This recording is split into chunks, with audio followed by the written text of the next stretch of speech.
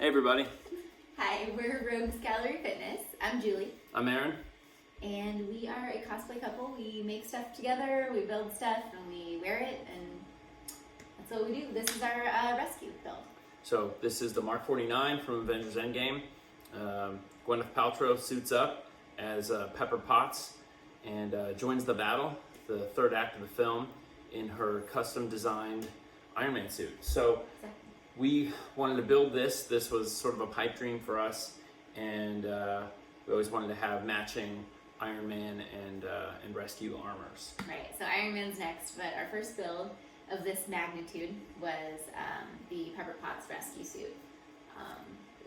Based, pretty tightly on the movie itself, and we used concept art as well, because as you probably know if you've, followed rescue and Iron Man builds, this suit wasn't ever worn or made in this form. In the movie, Gwyneth Paltrow was wearing pieces of it, especially on the top, and then she was wearing like a mocap suit, and they digitally added most of the suit. So we were kind of trying to make something that didn't exist. Yeah, so a lot of the later Iron Man suits are done this way, right? There's usually a chest piece and a harness, and the rest of it is digitally painted on later. And so it's really challenging to build suits like that for cosplay that didn't exist. So what we wanted to do for this video is share with you how we did it, how we went about putting together the pieces, and we want to take you through all of the steps from the initial 3D models all the way to, printing, painting, finishing, weathering, and actually putting it on and making it wearable. So. So first off, we started with some 3D print files, so digital files from DO3D, who are fantastic. And so we purchased those files to start, but if you know anything about 3D printing, it's never just, press the print button and you got your suit. We needed to heavily modify those files to scale them and to make them wearable, because in the format that we got them, they were kind of more for just a giant statue or figure, and so we needed to make them custom sized to fit me. So we've gotten some questions about why we scaled things the way that we did. We scaled them to fit me. This is very custom, so the sizing, the way that things are shaped, is based on my body and my body proportions.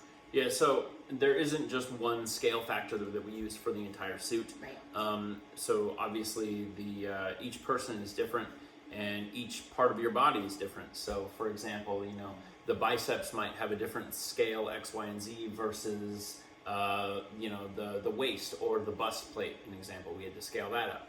Yeah. So different proportions than Gwyneth, or just the model, the art itself yeah. For the model. Yeah. So that's why we scaled things the way that we scaled them. I think we ended up with a really a good proportion though overall, because what we really wanted, and this is what a lot of people have commented on about our suit, is we really wanted it to be very feminine, and so the way we were able to achieve that is by making it really tight. It's a very snug fit. It's very specifically made to my measurements, and especially in the waist, we really wanted it to fit tightly around my body so that you could keep a kind of a feminine physique, so that it wouldn't look like just a male Iron Man suit worn by a woman. Right.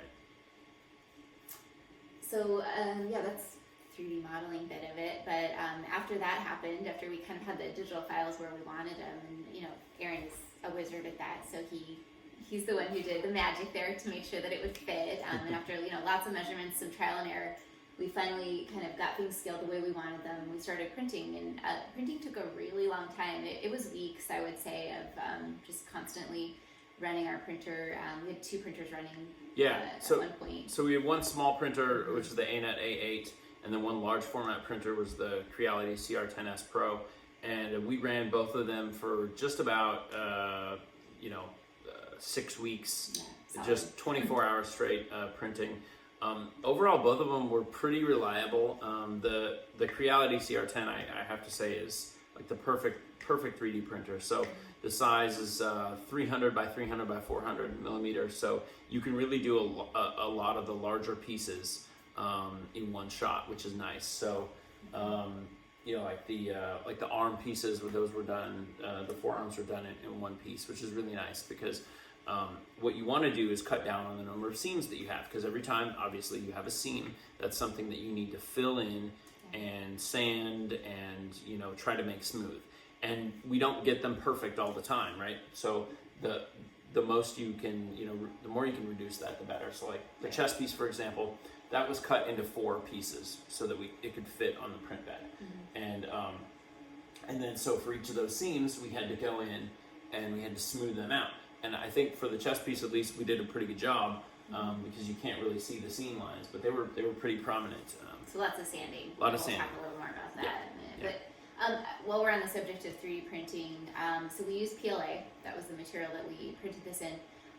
So we've had some questions about that. We did use an alternate material for just a couple pieces. And I don't think you can see the feet, but you definitely can't from here, but you can see the neck seal. So that piece we actually printed in a flexible rubber material. Yeah, it's by NinjaFlex. It's a flexible filament called TPU, and the U stands for urethane. So if you've ever worked with urethane, you understand its properties. It does stay flexible, which is really nice. Yeah. And it's got, you know, once it's printed to its shape, you can bend it and twist it and flex it, and it bends back. There's actually a piece here Oh, good. So you can demonstrate a that little bit. we cut off. This is part of the foot piece, and as you can see, it's squishy, it's flexy, Yeah. and you can scrunch it up and move it around. And It's good for a neck because, like, when you I need was to be able wearing to this, move I side wanted to to be side, able to turn like this, turn your head. And so we also did that with the feet, because Yeah. the feet are also a really tricky part of an Ironman build, because if you want it to match the suit, but then you also need the flexibility of as you walk, as your heel strikes the ground and you roll onto the toe, there's a lot of flexing that happens there. So those are the 2 pieces that we printed in a different material. We thought about doing the hands in the flexible material as well, but we actually made them out of the PLA, and They came out pretty good. we had enough flexibility. I mean, you can't really see them very well in the video, but they're able to articulate because they have joints that are attached to a cloth, you know, glove. So we're pretty happy with Yeah, that. they came out pretty Probably good. will not redo them to make them more flexible. We're pretty happy. So anything else that we should cover on 3D printing? So we talked about slicing the model. So I should say that we use Cura as our slicer. We printed this at 0.2 millimeter layer height using the stock 0.4 millimeter nozzle, which is what comes with the Creality machine. And we found that the models from Dio3D were so good. All of the models were closed and complete, so that we were able to actually print almost everything hollow. So that means 0% infill, which is really, really nice because it keeps it light and it keeps it flexible a little bit, just in case something bumps against it or knocks against it. There's a little bit of give. So it was really the perfect balance of rigidity and speed, because if you cut the infill down to 0, you really speed up all of your prints. So we did I think 3 walls, so a little bit thicker walls, and then hollow. So everything's hollow, which is nice. It keeps it light, keeps it flexible, and sped up our printing time a little bit. And the 0.2 millimeter layer height was a good balance between, again, speed and quality. So we wanted, obviously, you know, to minimize the sanding as much as we could. And so, you know, for each line you get those, ridges, and the higher quality just takes longer. So we found the 0.2 millimeter layer height to be kind of the good balance between the 2. It was like a sweet spot. Yeah, so that's probably it for the 3D print itself, but we kind of mentioned this earlier. Finishing was really important for this. So we sanded like crazy. I mean, we've gotten some questions about, you know, how we got it smooth and how we got this sort of reflective sheen. And yeah, we don't really have a secret to that. It was just a ton of work, you know. We put a lot of love into this, a lot of time into it, and a big part of that was sanding, you know, sanding, and then, you know, wet sanding as well, just so that we could really get a smooth finish. Yeah, so as Julie mentioned, there's no shortcut, right? There's no secrets to this. But what we can do is we can tell you our method, and maybe that'll help some folks who have never really done this before. So this finish is, you know, something that you don't see a lot in cosplay. And really what that comes down to is doing the prep work before you paint. Yeah. And so I brought some products out here to share with you guys some of the things that we use. So the number one thing is a filler primer. So this is a 2-in-1 filler sandable primer. It's really nice because you've got those ridges, right? You've sanded them down, but still there's the sort of the outline of this unevenness. So what you do is you spray this stuff down, and then it fills in all those cracks. So then you go over and you sand it again, and all of those little indentations are now filled in. So definitely recommend a nice filler primer. You can get this at like AutoZone or Pep Boys or your auto repair store or something like that. I think even Walmart might have something like this. Make sure that it is a high build or a filler primer, because that will really be able to fill in those gaps. And the method that we applied to this, just to kind of tag along with that, is we really treated the paint as if we were painting a car. That was the finish that we wanted, was like a hot rod. You know, we were like, okay, we're all in with this suit. You know, we spent a lot of time, a lot of money on it. So we got high quality paints, and we really tried to achieve a glossy car finish. And that's what, Aaron, you're gonna talk about a few more products that we use to get that, to achieve that finish. Yeah, so that's sort of the challenge, right, with using either foam or 3D print or something, trying to get it to look like metal. Yeah. And as Julie mentioned, that's kind of what we were going for, is like the hood of a car on a hot rod, right? So how do you get that kind of a finish, especially from 3D printed plastic that has ridges in it? So sanding it, first what we started with is sanding the bare part before applying anything to it. So don't cut corners. Yeah, when you're prepping, you really need to sand out those ridges. Yeah, so sanding out the ridges first, and then hitting it with the high build primer, and then sanding again gives you a nice base. So the other piece that we didn't talk about before is while our printer was big enough to print, some of these larger pieces in one shot, still there were some sections like the thighs, the chest, the back, where we needed to assemble pieces together. So we used a couple different products in order to join those pieces together. One of them, which is sort of a novel product, is called Gloop. So this is PLA Gloop, and you can get this on their website or Matter Hackers, which is another kind of 3D print supply company. We got ours from Matter Hackers, and it's sort of like kind of comes out like a cement.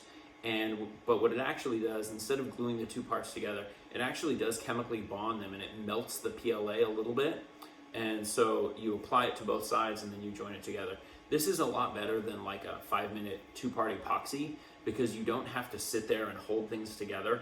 That's what we found. We had a really hard time, especially joining multiple things together in one shot, holding them all together while it's drying. That's really tricky. So this stuff sets up really, really quick once you join the two pieces together, which is nice because you can do multiple parts pretty quickly with this stuff. So highly recommend if you're printing in PLA. They also have an ABS version, so check that out as well.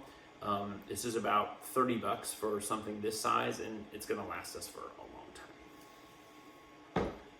So once those pieces are joined together, you need to fill in those cracks. We use two products for filling in the cracks or filling in the gaps of when a print is joined. One is a Bondo type product. I like this stuff a little better than Bondo. This is Evercoat.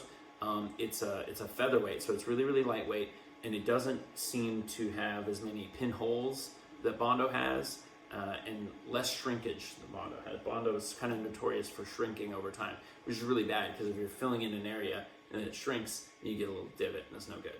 So we definitely use the Evercoat products, and this mixes with hardener for big areas, and for small areas we use the Spot Putty, which is just a single shot. There's nothing to mix it with, and you just put it on your finger and then smush it into the little areas, the imperfections. It dries really, really quick. You can sand it out. This is also Evercoat. Yeah.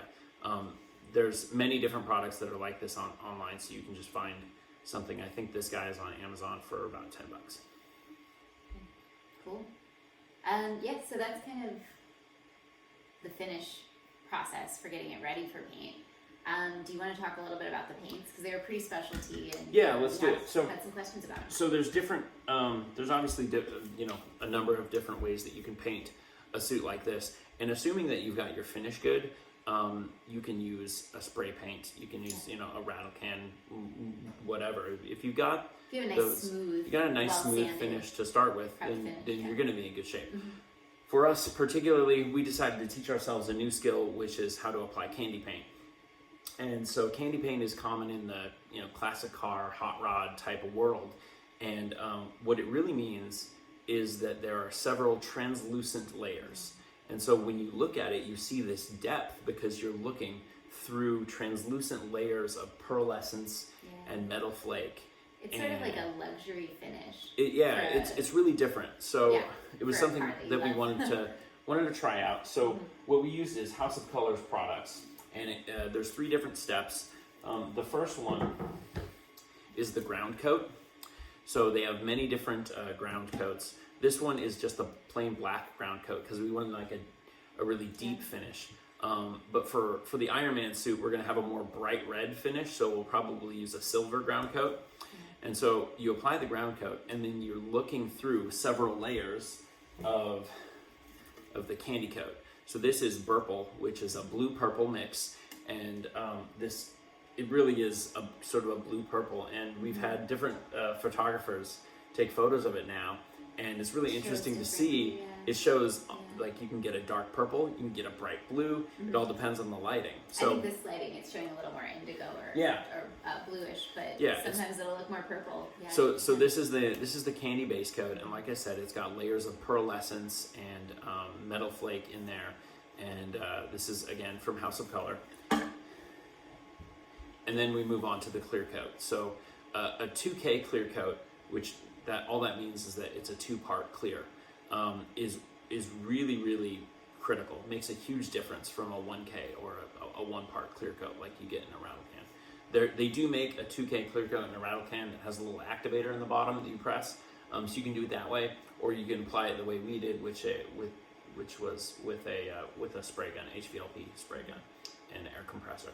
So this is a urethane clear, and the thing that we liked about the House of Color stuff is that it's sprayed really, really easy. I mean, we took a single day and we did all of our paint, and it just came out great. It was like a few minutes per part. Yeah, it came out really, really good. And we just kept running through each different piece. I think we did 3 coats of color and 3 coats of clear on everything, and it came out really, really good. This stuff sprays just smooth as butter. It's awesome. And so we'll be using a candy apple red and a silver for the Iron Man build, also House of Color stuff. So a lot of folks asked us about, oh my gosh, the finish looks amazing. What kind of paint did you use? The truth is the paint didn't matter that much. It was the fact that we took the time in order to sand all the pieces down. So. And the multiple coats of paint, molding the paint, is really going to make a difference for you. Even if you spray paint, spray cans, rattle cans instead, you can still get a really great finish by just putting in the time. I think, 6 coats may sound like a lot, but it's necessary. And so the other piece that we should talk about is the gold and the silver detailing. So, so Julie spent a lot of time looking at the different concept art. Phil Saunders did the original concept art back in, I think, 2016, 2017 for this suit. Because we didn't have a lot of reference images from, the movie. She's flying around all the time when she's in the movie. And you could pause the film and try to figure it out. But using the original concept art was great because Phil Saunders, the original artist, had commented that this was pretty much the only time that one of his designs was accepted pretty much as is. So that gave us the confidence for the different details and the different colors to say, okay, we can probably go with his design because it was very close. So we tried to follow it as closely as we possibly could, based on the model that we had. So a couple products that we used for the gold and the silver. For the gold, we used this 18 karat gold metallic from Krylon. We tested like 5 or 6 different golds, and it was really tough to get something that didn't look like an old antique gold, but also didn't look too yellow either. So this was a really good mix. And there were a lot of coppery golds too, dark golds. And that doesn't really work for an Iron Man suit. I would recommend anybody who needs a gold for their Iron Man suit to go with this stuff. This 18 karat gold by Krylon is awesome. And then the silver was actually this from Spastics, and it's called Ultimate Mirror Chrome.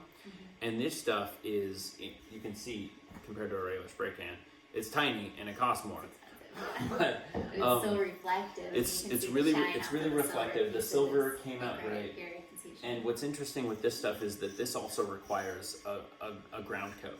So you use a gloss black ground coat, and then you spray this over it, and then it comes out in a nice metallic silver. So, Yeah. so we used this, and it came out great.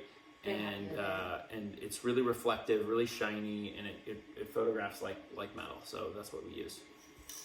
And I think that pretty much covers the paint That's job. most of the paint. One other thing though, we mentioned earlier that we used a different material for the neck seal Yes. and the feet. We did have to use different paint for that too, because we needed something a little more flexible, because those were flexible pieces. So for those flexible pieces that we printed in like a rubber, or polyurethane, is that what it was? The TPU, yeah. in the TPU. We ended up using Angelus leather paint, which is good for other materials too, not just leather. And this color that we used is actually custom mixed. I just combined colors that we had to kind of get something that I found that was close to the purple color. It's not an exact match, but I think it coordinates pretty well. I think she did a phenomenal So job that's what we did mixing there. it together. So And then gold, you can't really see it from here, I don't think, but there are a few little gold details painted on. And again, same thing. I used the Angelus leather paint. I also did apply a gloss. So Angelus sells a gloss that's like a finisher, and I put that on top of the Angelus, and I think it kind of just helped add a little shine, because you really want the pieces that you print in like a rubber material to shine similarly to Right. the very shiny, very reflective rest of the suit that's in the PLA. So that's kind of paint. Yeah. So wearability. Well, so before we get there, we should talk about the lights, because that was yes. that was another piece that we'd never really done much of before, and so our first run at doing the lighting turned out pretty all right. We're gonna go back and make some changes. What we did for lights was pretty simple for an Iron Man suit. We did the arc reactor, we did the light up eyes in the helmet, and then we did the repulsors in the hands. So what we used for those, for the repulsors in the hand, we actually used these LED tea lights. They're called wedding lights, and they just twist on, and the batteries are just two of those nickel-sized batteries that are in there. So it was really nice, because this was our first run with it, with a full armor build, and we really, were wary about putting wires in to places we didn't really know what we were doing yet. So we didn't run wire. There's only wiring for the helmet itself, which has an open and closed. So yes, similarly with the arc reactor there, that is a rechargeable USB disc light that we bought on Amazon. So it's dimmable. You just press a button on the inside to turn it on, and it recharges via USB. The one problem we did have was that it seemed to run out of battery a little sooner than we wanted to. So we're probably going to go back and make some changes to that one. But I think we'll wire it. That's kind of where we're going, with like a bigger battery pack, because we have space in the back with the large, kind of wing punchback thing that's going on there, to hide some wiring. Yeah, and so the last piece was the motorized faceplate. We used a custom coated Arduino board that uses a Metal Gear servo to flip the faceplate up and down. Took a lot of trial and error to get it fit correctly. We almost threw it out the window a couple times, but we ended up getting it to a point where we can hit the button and it comes up and the lights turn off, and then by remote. And as the faceplate comes back down, the lights turn on. So. And we'll eventually wire that to. The goal is to put something into a hand so that you can turn it on and off. Yeah. But yeah, that's kind of the main features of it.